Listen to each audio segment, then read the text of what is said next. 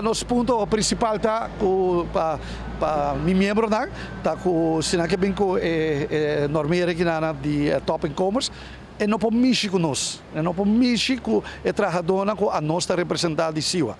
Que a nós é problema tá com esta bewijzen na Holanda com esta trickle down. Que é algo maneira que está aqui na antigo assina huiswerk, para sobra e qualquer maneira que está aqui tá inaceitável.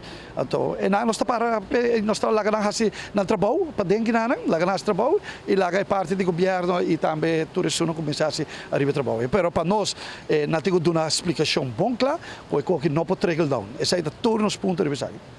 Tem atenção também para isso que da parte que o Holanda está investigando a companhia estatal? Isso aqui está algo que também tem atenção do sindicato? Não, isso aqui é coisa de investigação. É algo, a mim sempre, minha teoria está sempre. Bom, mas bem investigar. E me para também para se não temblar, sem ter não tem um problema. Bom, mas bem investigar quanto como é e a nossa queda trabalho, queda dar água e corrente na povo.